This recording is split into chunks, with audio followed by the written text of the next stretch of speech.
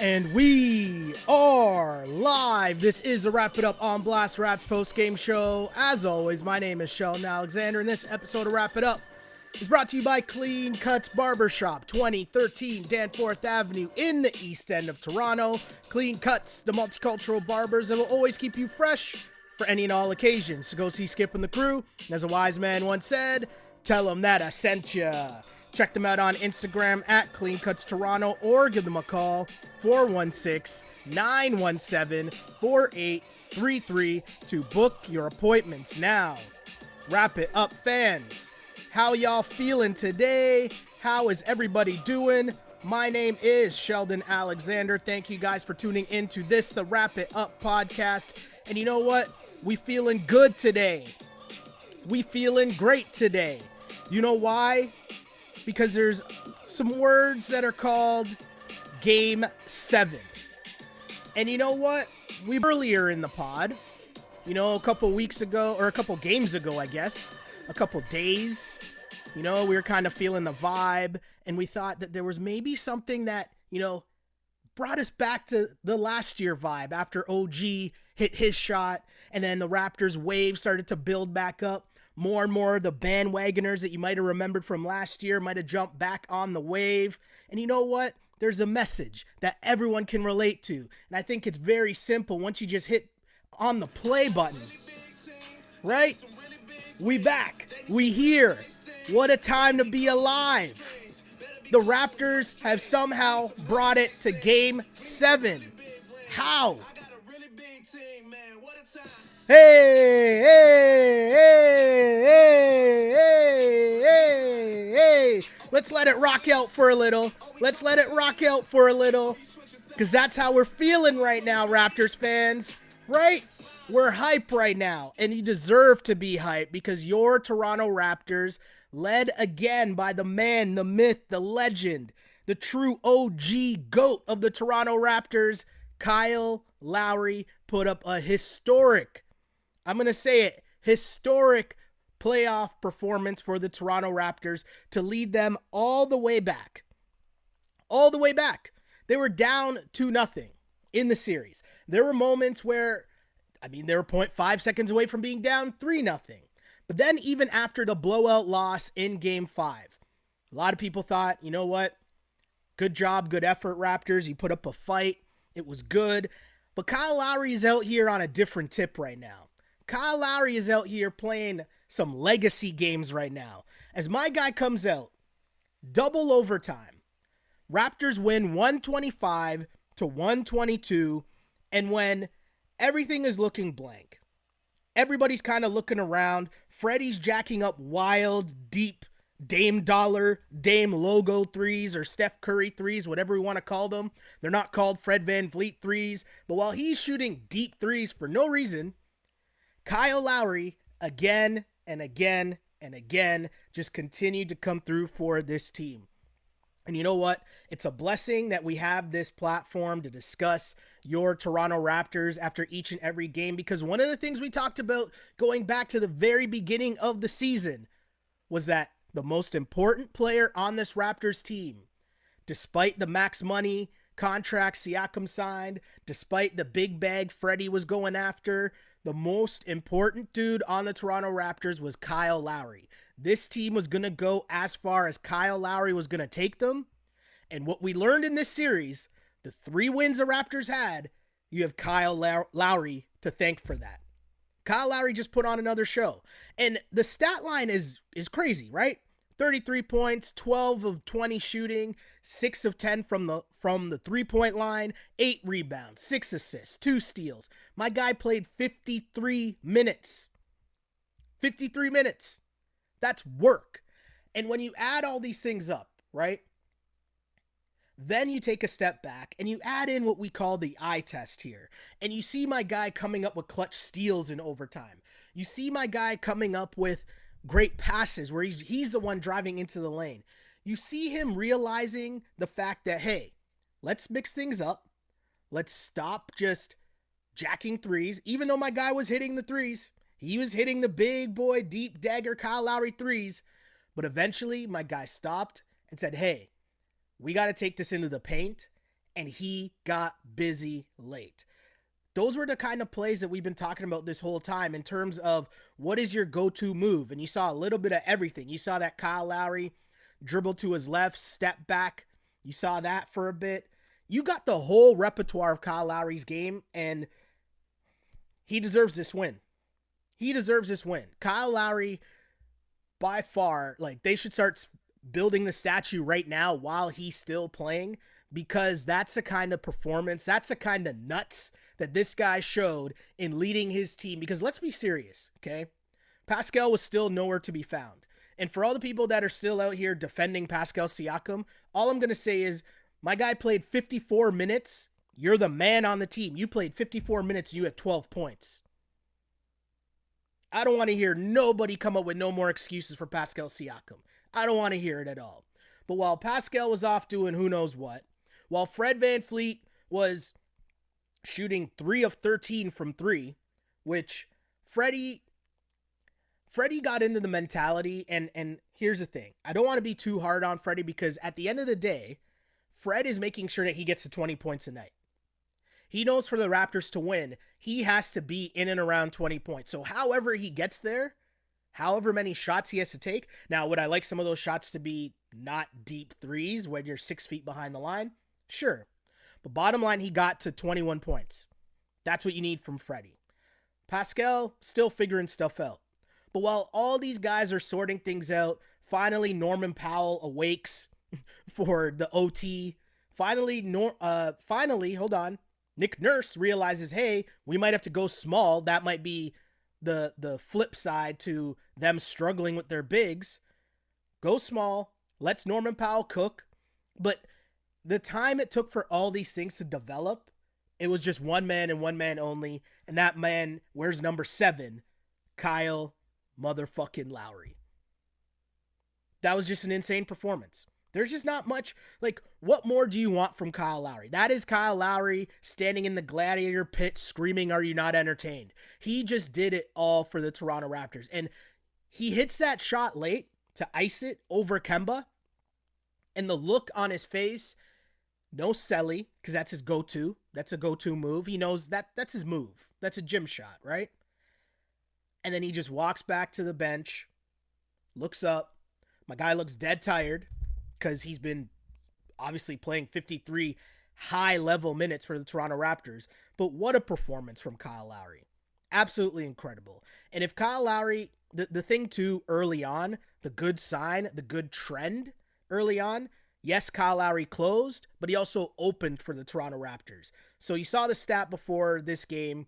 Kyle Lowry in the Raptors' wins in this series was averaging 11 points in the first quarter. Kyle Lowry in the Raptors' losses was averaging 2 points in the first quarter. In this game, Kyle Lowry had 8 points in the first quarter. That, my friends, is a very good sign. And while not many people had it going, because the shooting was ugly on both sides, particularly very early in this game, Kyle Lowry kept the Raptors around, right? After one quarter, 25-21, Celtics led. Both teams are shooting 30%. The difference was the Celtics were getting a lot of ugly points, getting on the glass, getting easy baskets. I think they had 5 points off of offensive rebounds in that first quarter. The Raptors, meanwhile, started 2 of 13 from 3. Siakam was 1 of 7 to start the game, missing layups too. So it wasn't even just threes that my guy was missing. He was missing layups, which tells me that this is in his head. But, a key here is that Nick Nurse said before the game, he's talking about people piling on Pascal. And he was talking about, hey, they just need to go out and win more games to allow more time, to buy more time for Pascal Siakam to once again prove everyone wrong. And hey, now you got a game 7 where anything can happen. Pascal can come out and drop 35 in game 7. And then what are we all saying?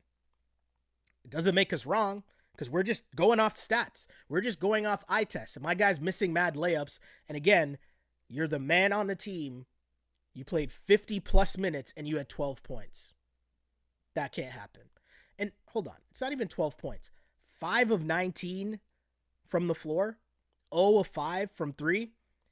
That man better buy Kyle Lowry dinner.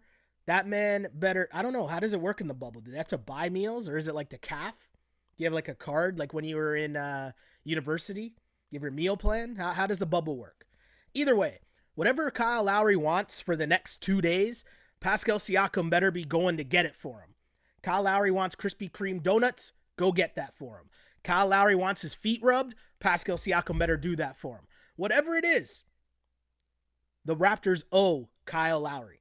Because I can't believe how it came down to this, because I always thought that, as mentioned, it would have to go through Kyle. Kyle is that dude. But everyone else legit looked shook. And Kyle Lowry was like, it's okay, guys. I got this. Calm, downhill, drives to the paint. Kyle Lowry played the perfect game in terms of pacing himself. He came out early when it was needed, and then late in the game, in the fourth quarter, when it started to get to winning time, my guy stepped up again, started hitting more big boy shots, and then the key was he started going downhill. He didn't settle for the deep threes anymore, even though he shot it pretty well, 6 of 10, which, as I go to my trusty notes, Kyle Lowry, 6 3-pointers, ties him for the most in any game over the last two series, his 6 3-pointers by Kyle Lowry ties for his most in any game over the last two seasons, also one off of his career playoff high. What do you want from Kyle Lowry? What more do you want from Kyle Lowry? I mean, whatever happens in Game 7, and I'm going to emphasize this multiple times, anything at this point can happen in Game 7. That's the beauty of it, right? Like, it could be the game where Pascal all of a sudden says, hey, I'm dropping a 50-piece and making up for everything. That's on the table. The Raptors could blow out the Celtics. That's on the table. The Celtics could blow out the Raptors. That's on the table. It could go to double OT again. Like, anything is possible. It's not just a cliche. That was an Adidas slogan. Anything is actually possible in the Game 7. And that's what's so amazing. Like, as we were leading up to do this pod, my chest was just pounding like crazy. Just because watching that game, it was straight memories back to last season's playoffs. Because you were living and dying by every bucket. And especially once it got to overtime, when they're just trading big time shots. And I was watching the Raptors broadcast, but Twitter was telling me that Mike Breen was running out of bangs because there were just big shot after big shot after big shot being hit. And that was just a great game. Overall, it was a great game. And Game 7 might just come down to who has more left in the tank. Who is just not exhausted after this double OT game. Because as you go through the minutes here, Pascal played 54 minutes, OG 50 minutes, Kyle 53 minutes, Fred 51 minutes, Norm off the bench with 38 minutes. How often do you see that? Crazy. As you go to the Celtics, Tatum 51 minutes, Daniel Tice 47 minutes, Kemba 52 minutes, Marcus Smart 50 minutes, Jaylen Brown 51 minutes. That's a lot of minutes for a lot of dudes. So Game 7, which is just 48 hours away, Friday, I mean, here we are. Here we are. This is playoff basketball. That was incredible. And there's so much that happened in that game, but I really want to spend most of this time talking to you guys, the fans, to see how happy you guys are, how you guys survived and lived through that game, because that game was absolutely incredible. There's so many things that happened. I want to get you guys' take on Norman Powell, who maybe we didn't talk enough about Norman Powell, but the Norm game always seems to come during the playoffs. You just know it's coming.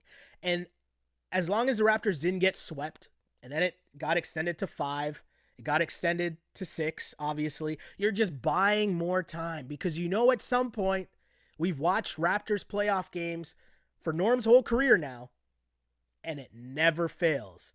There's always one Norman Powell game where he just, takes off his jacket, puts on the cape, checks in the game, and it's Mamba time. Might have gone a little too far with the end of regulation, or the end of overtime, was it? Was it overtime or end of regulation when they ran the ISO Norm play? I mean, either way, it was the end of OT. I don't know about that play call, but if you remember the very start of the season, the first game of the year, the Toronto Raptors went to overtime against the Pelicans. And if I'm not mistaken, that play to send the game to OT was the exact same play call. It was ISO Norm, top of the key, clear out. He missed that shot as well, and the Raps won in overtime. But still, point remains. At the start of the season, and now in what could have been the end of the season, that just shows the confidence that Nick Nurse has in Norman Powell's ability.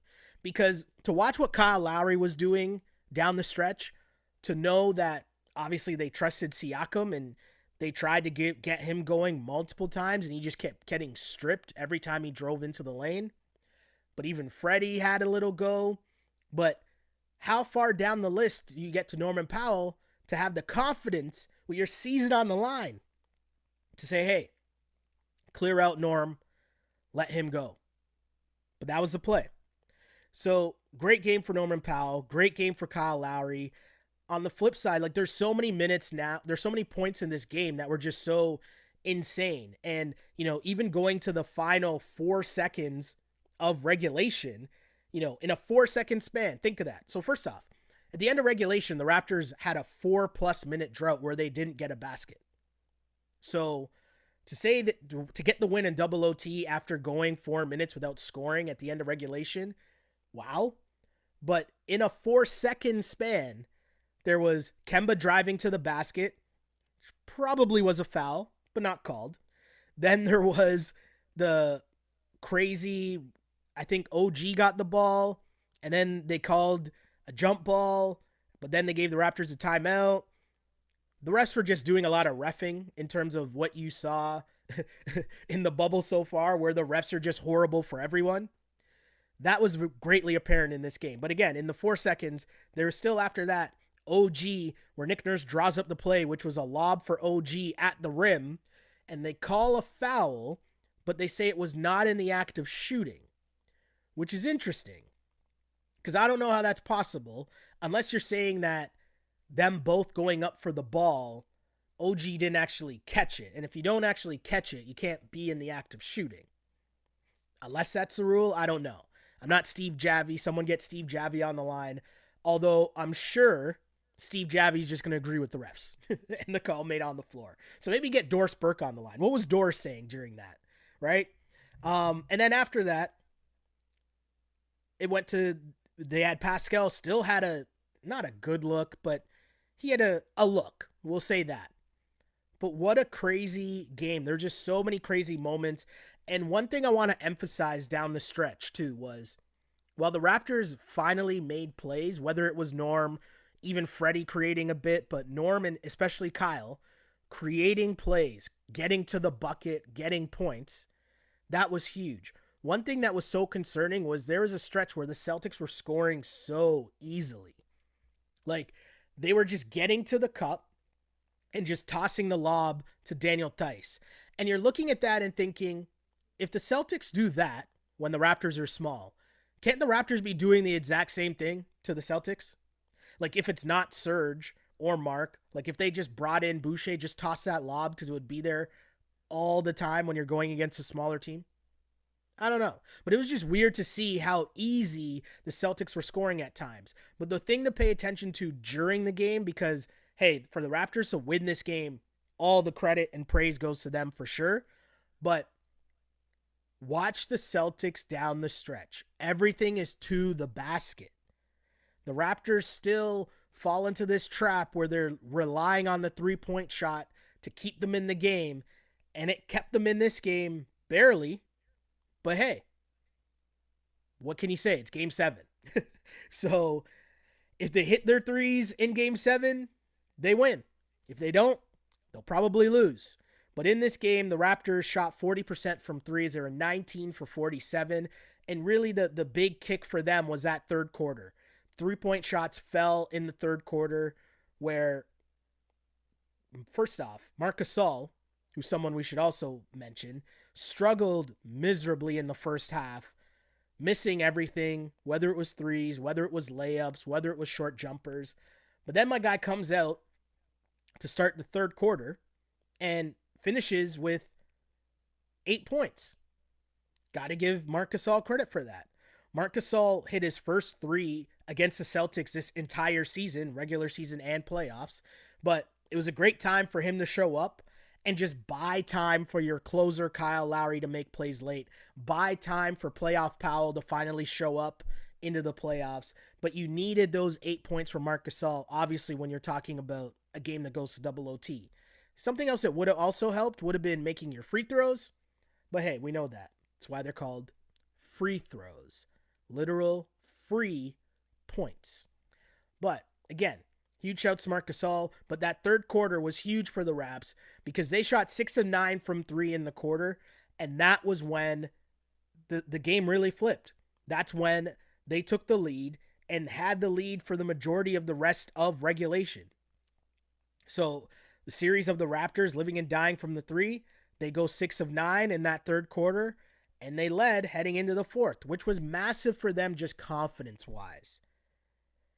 You have a bit of a cushion because you know the Celtics are going to keep coming. You've seen Kemba Walker's resume. You've seen the full arsenal of Jason Tatum's game by now. So you knew the Celtics were going to have a push there at the end. And credit for the Raps for scrapping and clawing. Credit to Kyle Lowry for just saying, I got this, guys. I got this. Huge win for your Toronto Raptors. And they take the series now to 7 games where anything is possible. This is absolutely insane. I mean, how the Raptors got here is crazy, but at the same time, it's insane. It's absolutely insane when you think about it. But all the credit goes to Kyle Lowry. That's where I'm going with this. But let me hear what you guys are saying. I'm going to go to the comments as my IG comments are filled right now, but I'm going to start at the very beginning. Just a lot of big win, baby. Rock DTV says, let's go. I like it. I hope I did the caps. I hope I yelled enough to represent the amount of O's you put at the end of that. Another comment, playoff Powell is a real playoff P. I mean, Paul George is playing right now, but he'll probably watch back the tape and realize that his name is being officially stolen. Let's get some more comments, though, as the IG feed is blowing up. Wow. Gozy says, I wasn't worried. Nah, I'm playing. I was shitting bricks. I think you and the entire We the North Nation, the entire country of Canada of sports fans that were watching this game, absolutely just going crazy. Like, that game, it was so weird. It was so, like, it was just trading baskets, and the Raptors would be up 4 and you would think it's over. And then the Celtics would come back. And the Celtics would be up 4 and you would think it's over, and then the Raptors would come back. It was just so crazy. DVAD says, what a game. Thanks to Serge for keeping them in the game in the first half.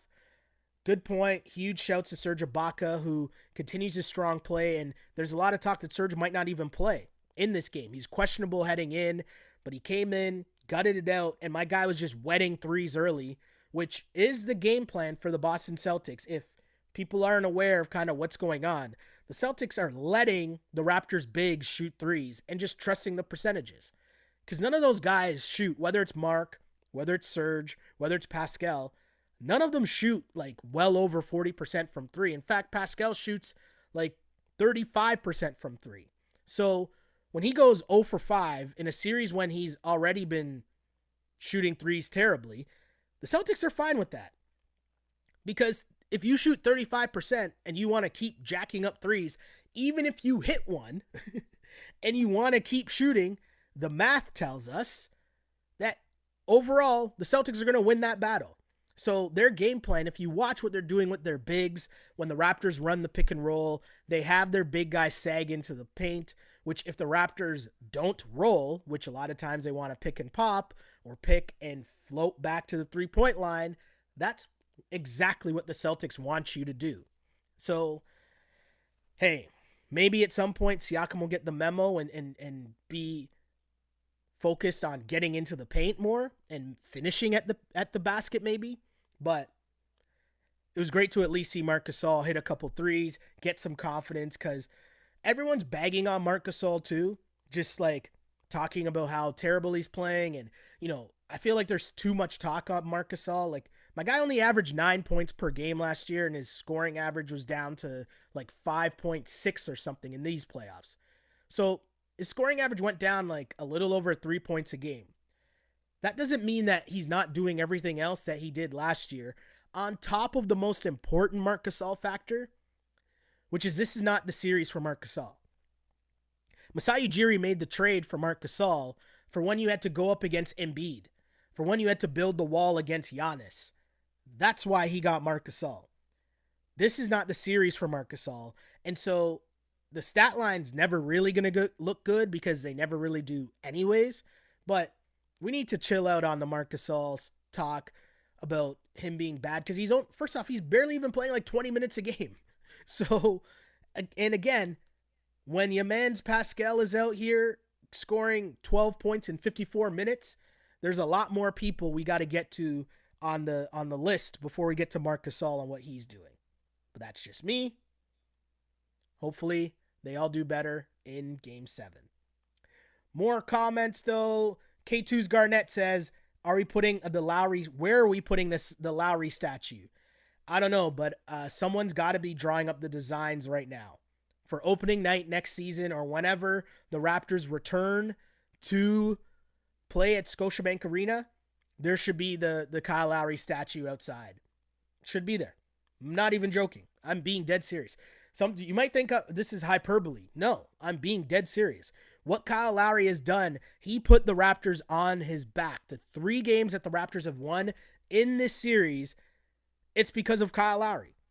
Because even the OG shot, as crazy as the OG shot was, does OG hit that shot without Kyle Lowry making that pass to him? So here's Kyle Lowry and the Raptors wins in this series, okay? Kyle Lowry, 31. Kyle Lowry going for 31 points, 8 assists, 6 rebounds. Next game, Raptors win Game 4. 22 points, 7 assists, 11 rebounds for Kyle Lowry. And then tonight, Game 6, do or die, double OT, 53 minutes, 33 points, 6 assists, 8 rebounds, 2 steals, and a block. And his minutes as well in those games, okay? 46 minutes in Game 3, 44 minutes in Game 4, 53 minutes in Game 6. Like, Kyle Lowry, yes, put the statue up. Plain and simple. Diaz says, Playoff Powell showed up, but no one's going to talk about it. Nah, I think Playoff Powell's going to get his due. That and one he had late was huge. I think the other thing with the Raptors going small is that they just match up better with Kemba and Marcus Smart on the perimeter. Because Fred, you can put Norm on Kemba or Tatum, and then that way Lowry or Fred don't have to chase around Kemba, right? They can get buckets because you need them to get buckets. So having Norm play and having Norm be a factor also helps the Raptors just in a different way other than Norm scoring a bunch of points. So I think Norm's still going to get his due, if you ask me anyways. If you're really paying attention, if you really understand what's going on, Norm playing allows the Raptors to play small. And it allows one of Kyle or Fred to not chase around Kemba Walker, save their legs for the threes that clearly they need to take. Alex says, I'm so proud to cheer for this team. Honestly, whatever happens Friday, this team deserves nothing from... Whoa, let me start over. Let me do Alex's comment justice here by actually reading it in English instead of me acting like a second grader that can't read. Alex says, so proud to cheer for this team. Honestly, whatever happens Friday, this team deserves nothing but love for being this tough and resilient. The way they play defines what the heart of a champion means. I can't deny any of that. I mean, if you're reading this, we still champs. That shit's real. Kyle Lowry, man. I know there used to be the narrative of Kyle Lowry in the playoffs and playoff struggles for Kyle. And, you know, a lot of the Lowry DeRozan stuff we hear a lot about.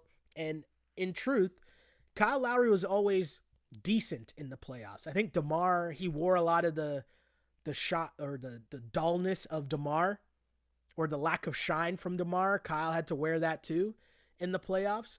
But the thing with Kyle was he's not going to give you 25 every night, but he's going to have a couple games in the playoffs where he's hitting up 30 pieces and he's not missing at all. So yeah, Lion Showtime is right, says new name, Lowry Legends. Big night for Kyle. Brittany says, Nurse should have benched Siakam. He was a liability, but the sheer will of Lowry and Powell kept this game alive. So true. Siakam should have been benched. Agreed. That's from DVAD. What do you guys think about Pascal Siakam? What's the answer here? What should they do? Because even late in the game, some of those big-time possessions, the Raptors were still turning to Siakam, and he was missing layups. He's getting stripped going to the basket. Like, it was ugly. And then, my guy, once that's happening, and then he has an open three, there was one he took late in one of the overtimes where you could see his leg shaking like he didn't know if he wanted to shoot it. And they even said it on the broadcast. I think it was Matt Devlin or Leo. One of them mentioned he did not shoot that with confidence at all.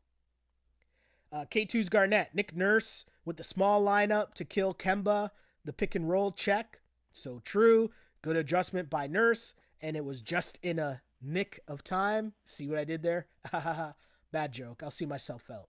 Coach Flores says, can't bench your big money guy. Gotta let him grow. It was hard to watch for sure. And I agree with that. Because, yes, the championship run was last year. It's fresh in everyone's mind. And, the reminder, though, is that you signed Pascal Siakam to this long-term deal, this max money deal, for the future years. Yes, the expectations, people were like, oh, how are you defending the chip? But if you're realistic about it, if you take a step back and just think about losing Kawhi Leonard and where this team is now without Kawhi, maybe some people had the expectations that Pascal would, quote unquote, replace Kawhi's scoring.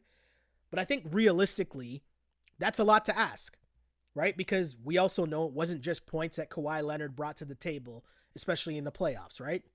So I think with Pascal, the reminder is this is a learning experience because now the expectation is the playoffs and winning a round and making a run in the playoffs. So you can't bench him at this point.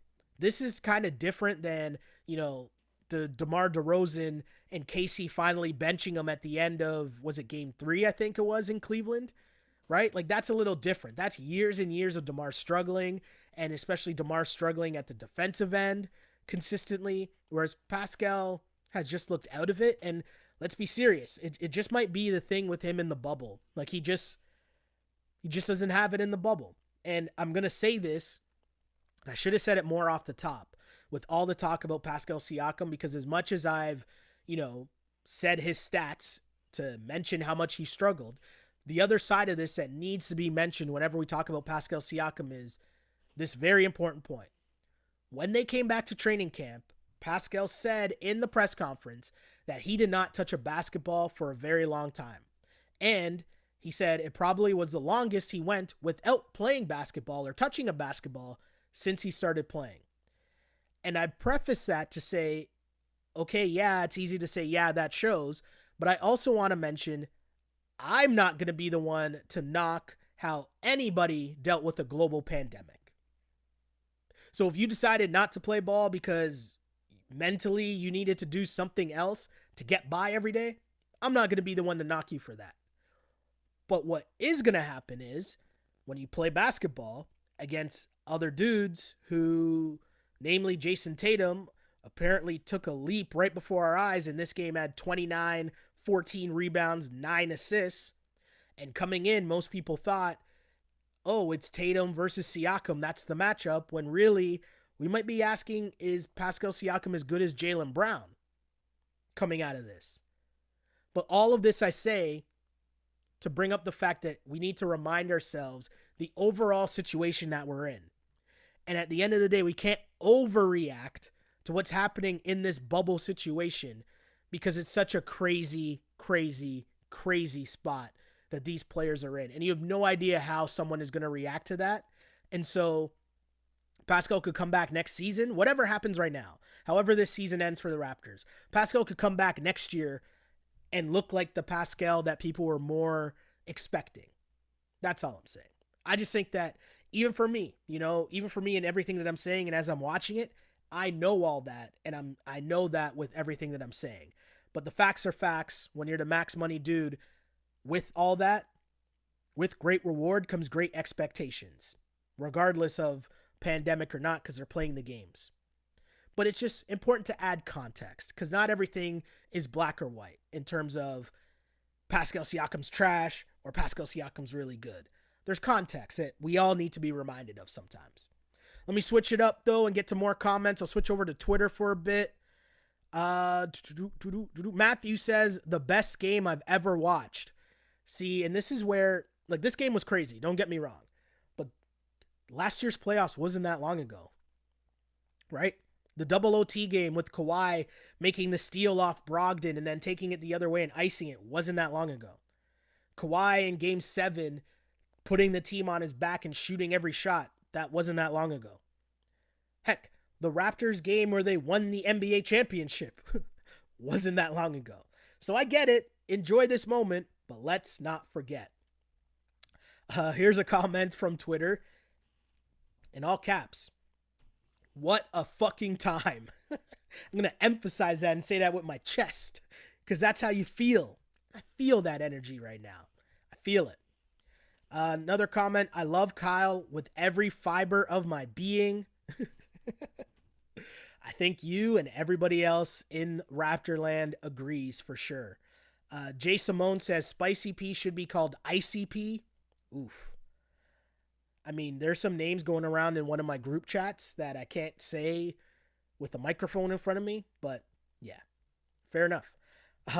More comments. Matt says, imagine how good they would be right now if Pascal learned how to play basketball again.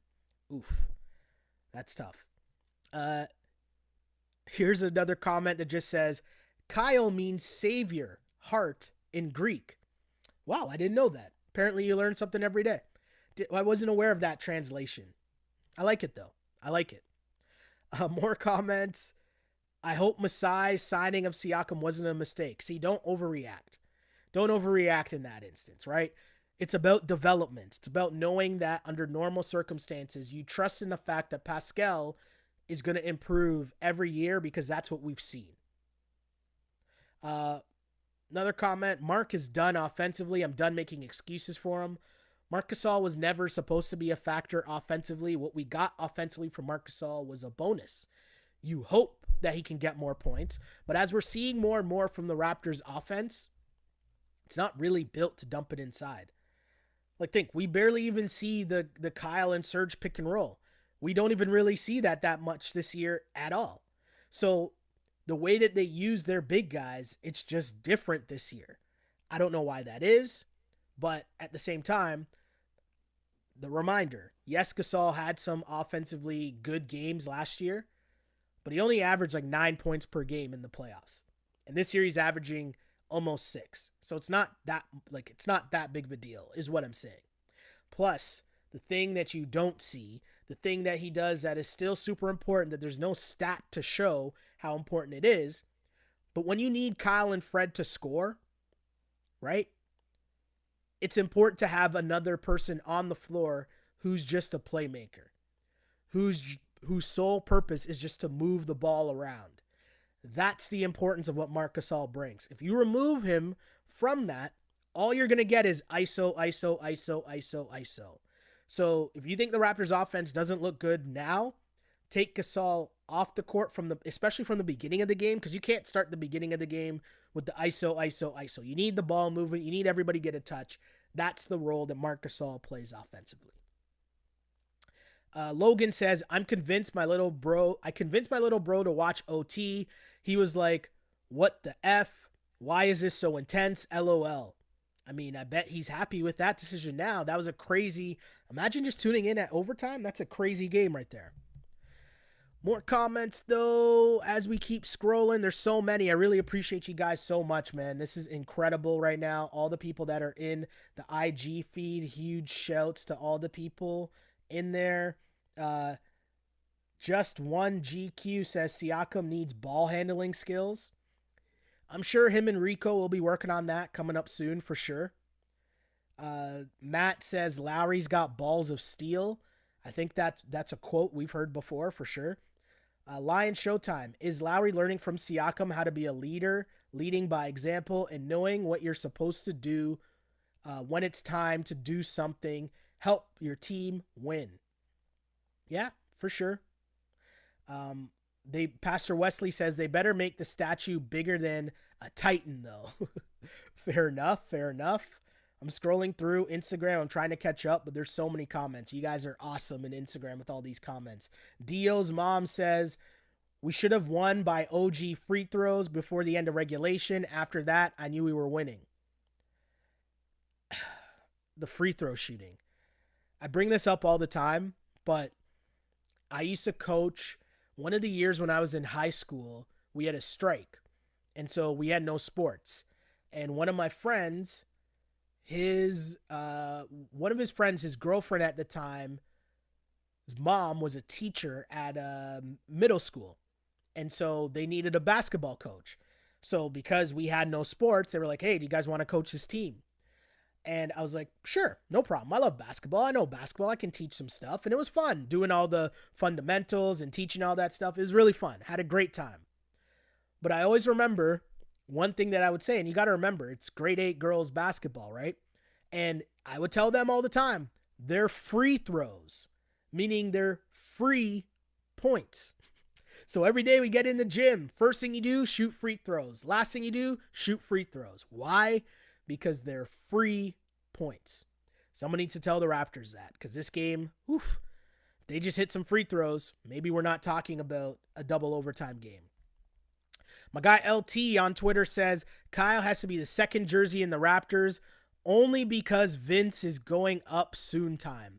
To be honest with you, man, I hear you, but I don't even want to mention that Vince Carter man's name right now. I'm not feeling that. I'm off that vibe. I don't even want to hear about Vince right now. Nah.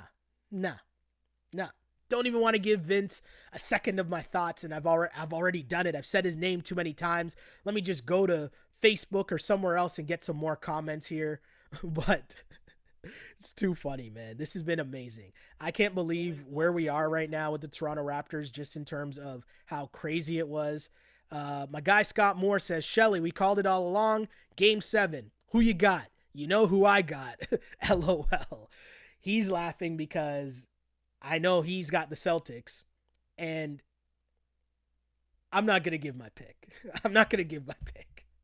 Yet. I won't give my pick yet. I'll say that.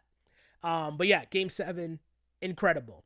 And we said it in our preview even, if the Raptors are going to win, it was going to be in 6 or 7 games. This is going to have to be a long series. And so here we are. Can't be surprised by that outcome at all, because your Toronto Raptors have scrapped and clawed their way into this point where talking about a Game 7. As I go over to YouTube, Lemon Cake says Lowry greater than Carter. Yep, I'm definitely with you there. Emmanuel says Brad Stevens needs to stop playing around and put Smart on Lowry. I mean, that's interesting. I'm guessing you're a Celtics fan, which we welcome any and all Celtics fans to the chat as well. We're about basketball positivity here, so we're okay with that.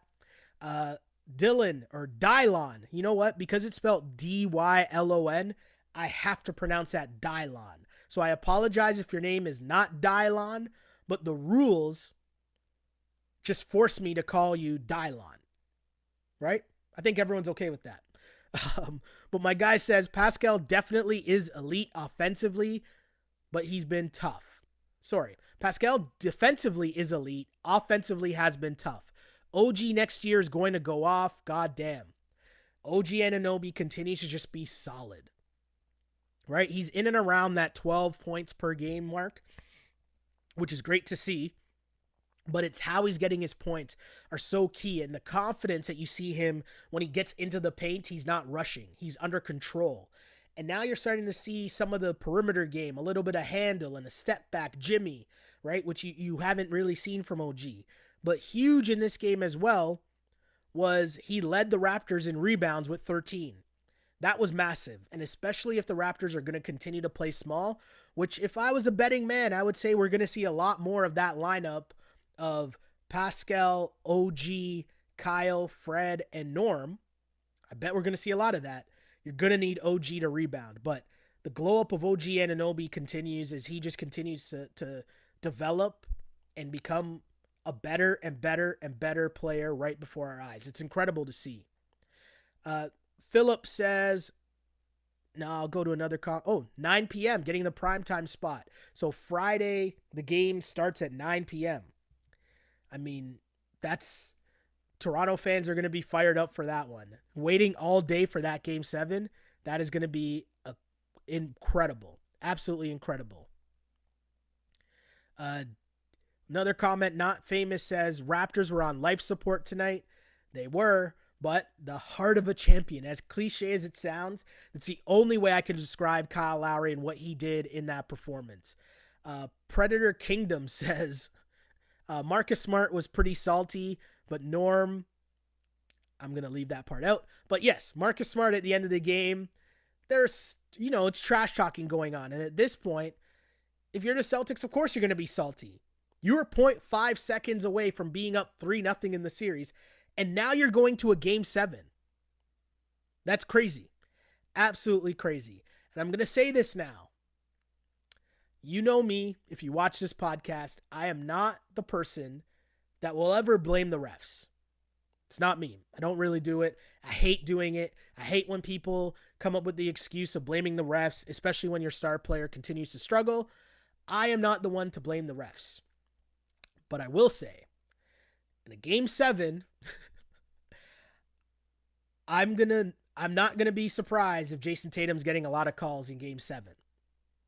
I'm just saying that, and I bet we're gonna see that narrative put out by whether it's Raptors players or coaches or Raptors media. Like on Twitter, there's gonna be the talk is gonna start bubbling about, oh, the refs or the NBA don't want the Raptors to win. Like all that narrative is gonna come out. It's going to start coming for sure.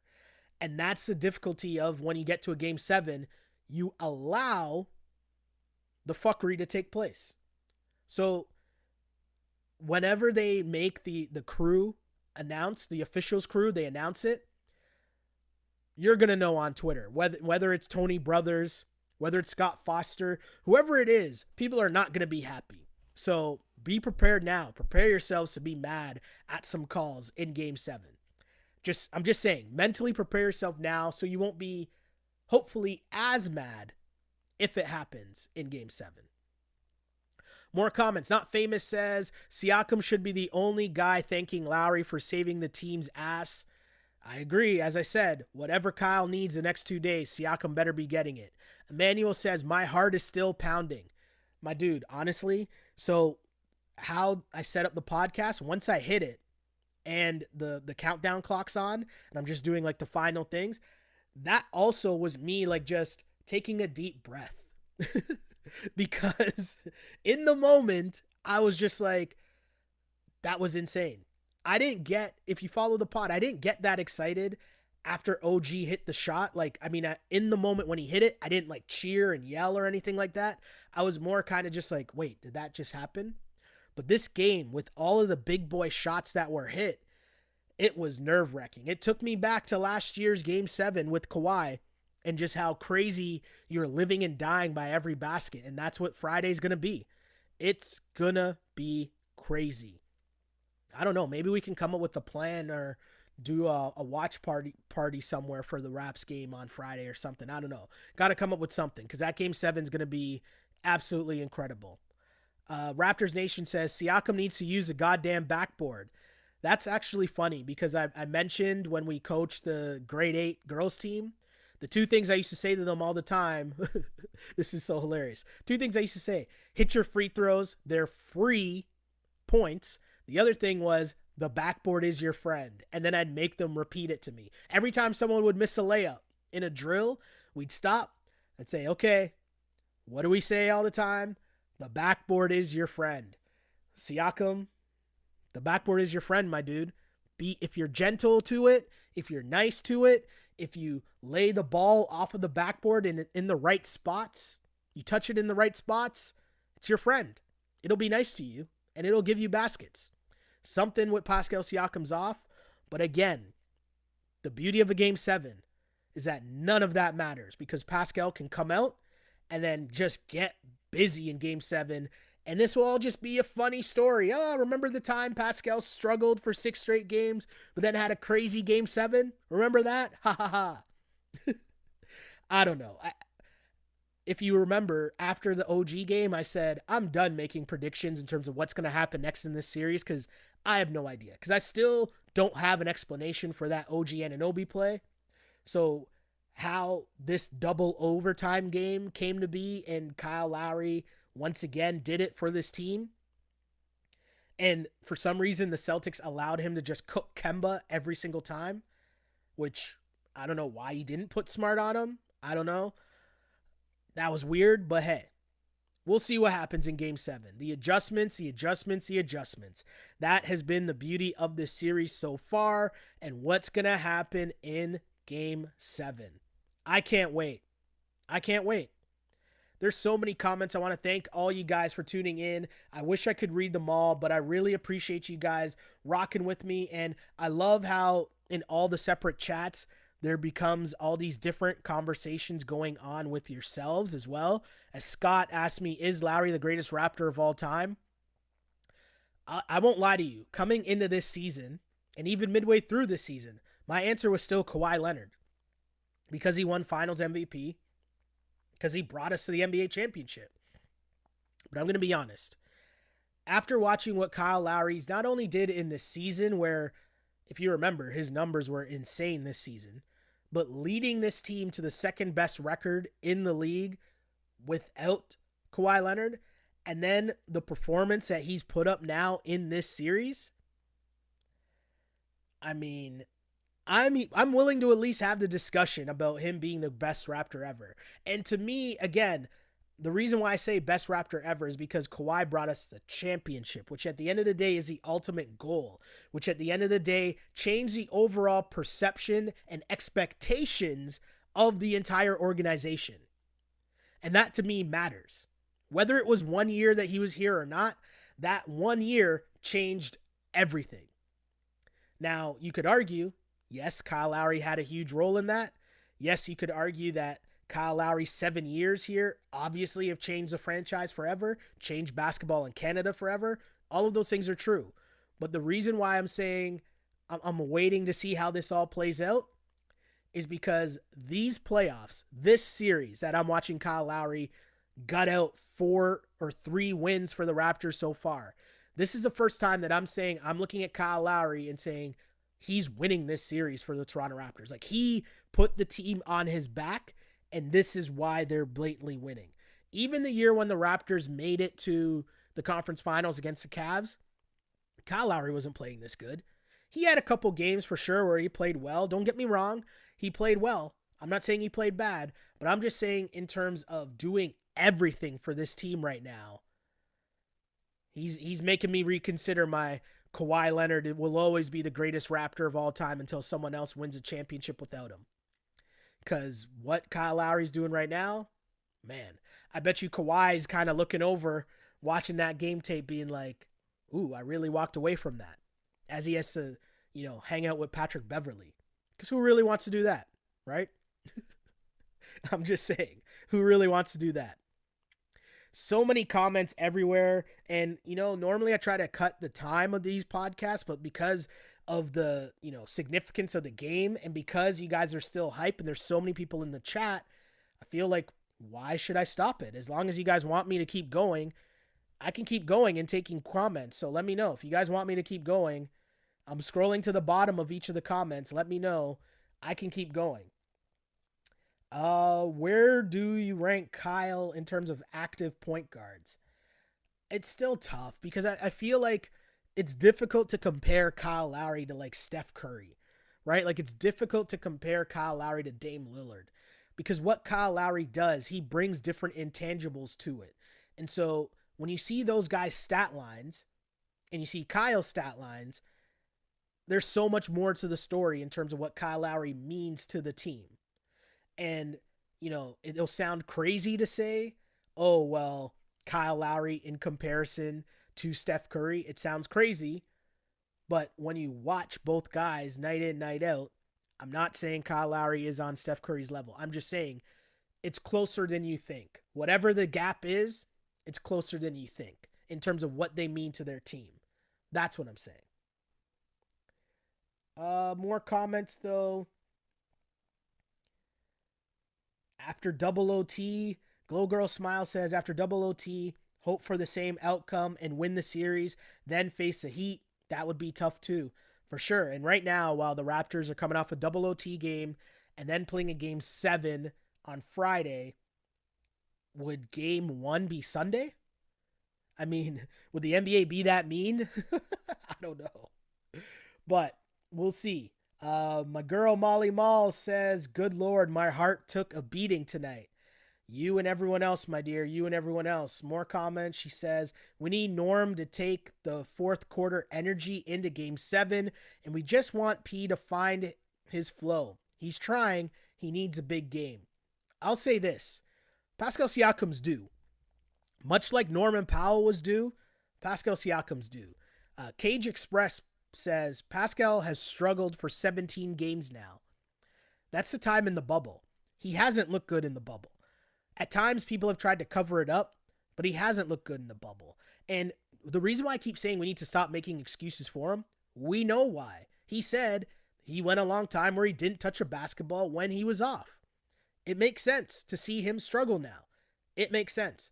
Now, I'm telling you it's going to happen. There's going to be a game where he figures it out, and you hope that it's coming in game 7. I mean, it better come in game 7, or else, I mean, a lot of blame might be put on Pascal if the Raptors lose this series. Because the weird thing about it is, although you could say, and I've said it throughout the series, I don't really like how the Raptors have played. Bottom line is they've gotten this series to game 7 without Pascal Siakam. And if you were to tell me that Pascal Siakam was going to be averaging 15 points per game against the Celtics, I probably would have told you the Raptors were going to get swept. And they almost did. Except for that man, Kyle motherfucking Lowry. Wow. Absolutely insane, people. G Khan says, game 7 all depends on what Siakam does. You know what? I would think that, but at the same time, they've gotten this far without him. So, does Kyle have one more night in him? I don't know. Diversified You says, Kyle stat line says win this. Very true.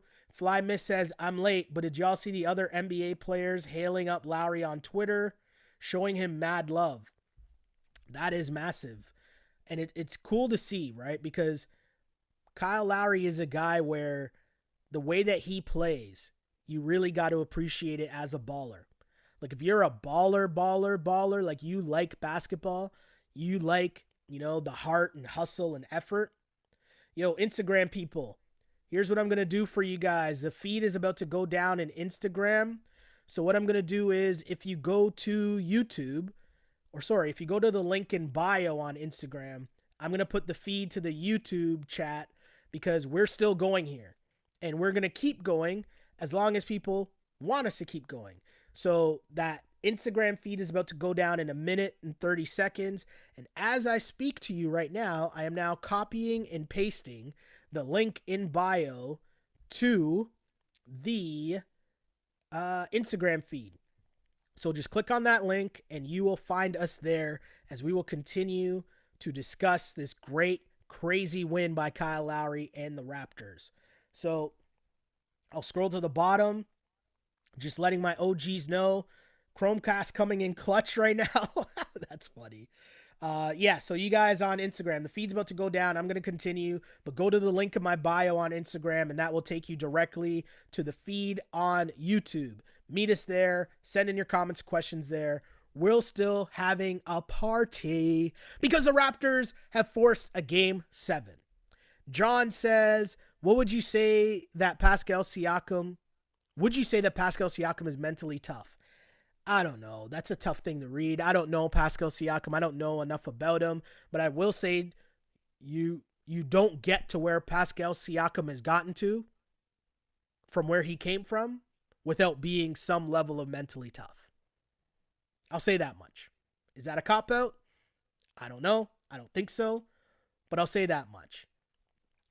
More comments as the Instagram feed's about to go down. Again, Instagram people, go to the link in bio. We'll continue the chat on on YouTube. If you miss it, just go to Sheldon Alexander. That's funny. That is amazing. Yeah, what else is going on here? More comments here. Oh, I see Fly Miss already popping up here from IG. Hey. Someone says Celtics are going to wear their black uniforms again unless we wear our Black City jerseys in Game 7. I don't know. I haven't really been paying attention to what jerseys provided the dubs. Can't really say that. I don't really know. More comments, though, on... Let me go back to Twitter. How's the Twitter chat going here? Are people still in the Twitter feed? Logan says, do we not count Pascal's defense? Like, I feel like people would rather TD in there instead or something. Yeah, I mean, Pascal, he's getting it badly right now. You know, he's getting it from all sides because he's really, really struggling. And he's missing layups. He's missing wide open threes. And defensively, I know he's logging a lot of minutes, but defensively, for the most part, the Raptors have left him on Marcus Smart.